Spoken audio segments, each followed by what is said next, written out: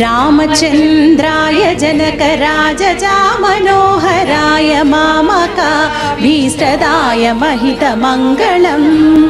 कोसलेशाय मन्दहासदासपोषणाय वासवादिविनुतसद्वराय मङ्गलम्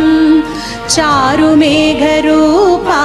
चन्दनादिचर्चिताय हारकटकशोभिताय भूरि मङ्गलम् ललितरत्नकुण्डलाय तुलसीवनमालिकाय जलजसदृशदेहाय चारुमङ्गलम् देवकीसुपुत्राय देवदेवोत्तमाय भावजा गुरुवराय भव्यमङ्गलम् पुण्डरीकाक्षाय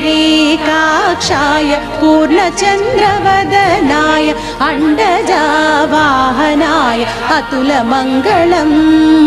विमलरूपाय विविध वेदान्तवेद्याय सुमुखचित्तकामिताय शुभमङ्गलम् रामदासाय मृदुल हृदय कमलवासाय स्वामी भद्रगिरिवराय सर्वमङ्गलम् रामचन्द्राय जनकराजजामनोहराय मामकाभीष्टदाय महितमङ्गलम्